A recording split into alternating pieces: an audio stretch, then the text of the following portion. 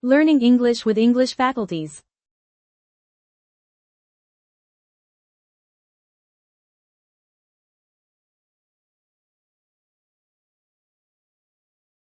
Look like the innocent flower, but be the serpent underneath.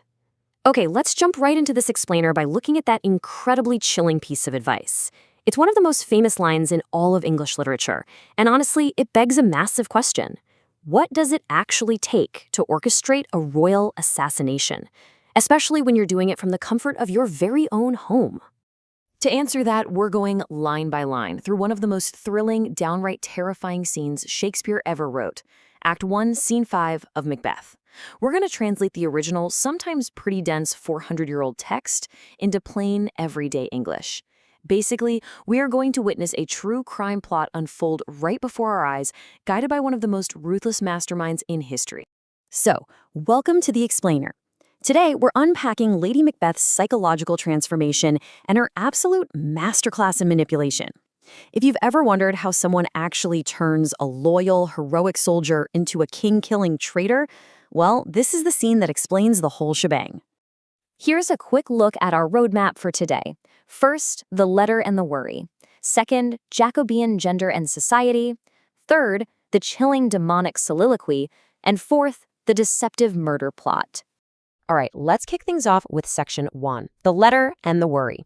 The scene opens with Lady Macbeth completely alone, reading a letter from her husband, who just came off a massive victory on the battlefield. And what's really fascinating here is the specific language Macbeth uses. He writes to her as his dearest partner of greatness. He tells her all about this crazy, supernatural encounter he just had. He met 3 witches who gave him a mind-blowing prophecy. He is going to become king. And he wants her to know right away so she can share in the excitement. He clearly sees her as his total equal, which, as we'll see, was highly unusual for the time. So, Lady Macbeth reads this and instantly knows she wants that crown, but she hits a roadblock. While she acknowledges his ambition, she's actually terrified of his personality. In the original text, she worries he's too full of the milk of human kindness to take the fastest route to the throne. In plain English, she's afraid he's simply too compassionate and good-natured to actually commit the treason and murder required to seize power quickly. He wants to win the crown fairly, but she knows that is just not going to happen. This brilliantly highlights a huge irony in their relationship, specifically through that metaphor of milk. Milk represents stereotypically feminine qualities, right? Kindness, purity, mildness, nurturing. Lady Macbeth is basically saying her battle-hardened warrior husband is entirely too gentle. He actually possesses more of these compassionate feminine qualities than she does. She realizes that if Macbeth is going to be king, she has to be the driving force. She needs to pour her own wicked determination right into his ear. Which brings us to Section 2, Jacobean gender and society. To really grasp why Lady Macbeth's behavior is so shocking to a beginner, we have to look at Shakespeare's world. Jacobean society, that's the era under King James I, was strictly patriarchal. Men held all the leadership roles.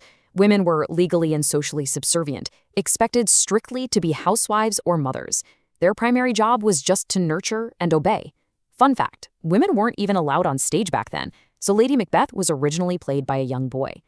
So for this character to act as the mastermind behind a treasonous murder is a massive subversion of gender roles. She isn't acting like a dutiful wife at all. She's acting like a ruthless military general. Okay, moving into Section 3, the chilling demonic soliloquy. Right in the middle of her plotting, a messenger arrives with some huge news. King Duncan is coming to stay the night. The victim is literally delivering himself to their doorstep. Her reaction is immediate and super dark. She says the messenger croaks the fatal entrance of Duncan, comparing him to an ominous raven. In Jacobean times, the raven was a well-known harbinger of death. This realization triggers a complete descent into darkness for her. She knows she has to rid herself of any human weakness to get this job done. She then delivers what's called a soliloquy. A soliloquy is just the act of a character speaking their innermost thoughts out loud when they're alone on stage. Think of it as a direct window into her soul, revealing her true, unfiltered intentions to us as she hatches this deadly plot. And what she says here is absolutely terrifying. She actively calls upon evil, supernatural spirits to fundamentally change her biology and psychology. Let's look at how this builds in 3 horrifying steps. First, unsex me here. She demands to be stripped of all feminine mercy and gentleness. Second, make thick my blood. She asks them to physically block her veins so she won't feel any human remorse, guilt, or pity. And third, take my milk for gall. Let's really focus on that last one. Gall is a bitter, highly acidic bile. It's the ultimate symbol of evil and poison. By begging these unseen murderous spirits to replace her nurturing mother's milk with poisonous gall, she is literally and symbolically rejecting her biological role as a life-giving mother. She is purposefully transforming herself into a monstrous agent of death.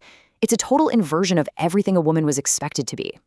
And she doesn't stop there. In the original text, she says, "Nor heaven peep through the blanket of the dark, to cry, hold, hold." Translated to modern English, she's pleading for the night to be so thick and dark that heaven itself, God, can't see through it to yell stop. She desperately wants to hide her knife from divine judgment. This perfectly taps into the very real, genuine terror of witchcraft and the supernatural that existed back in Jacobean England. She's actively aligning herself with the forces of hell. And finally, Section 4, the deceptive murder plot. Right after this terrifying spell, Macbeth finally walks through the door, and the twisted power dynamic in their marriage is immediately on full display. He mentions that King Duncan arrives tonight and plans to leave tomorrow. Lady Macbeth immediately shoots back, "Oh, never shall sun that morrow see," meaning Duncan is never going to wake up. She takes absolute, total command of the conspiracy right then and there. Macbeth is visibly shocked, his face is giving away his fear, and she just instantly cuts off all his hesitations to orchestrate this imminent murder. Which brings us right back to our opening quote. She instructs him, "Look like the innocent flower, but be the serpent under it." Or, in modern terms, "Look like an innocent flower, but be the snake hiding beneath it." She urges him to maintain a completely deceptive appearance. He has to play the perfect, welcoming host to Duncan while secretly planning to strike. It's a metaphor that directly connects back to the biblical snake in the Garden of Eden, the ultimate symbol of temptation, deception, and evil. It perfectly highlights the massive theme of appearance versus reality. Macbeth tries to pump the brakes, saying, "We will speak further," but Lady Macbeth shuts him down with a line that is just shockingly blunt and modern. "Leave all the rest to me." With that single command, she completely subverts all those societal norms we talked about earlier. She adopts the masculine role of the man of action, forcing her mighty warrior husband into the passive role of a follower. She's the mastermind, he is simply the weapon.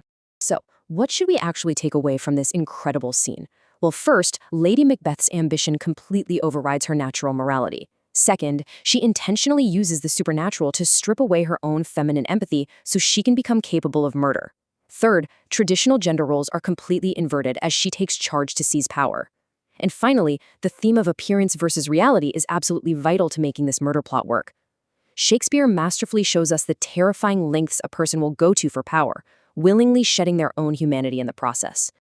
As we leave Lady Macbeth standing in the dark, having just convinced her husband to commit the ultimate treason, you really have to ask yourself, if achieving your greatest ambition, your deepest desire, required shedding everything that makes you human and good, would you still want it?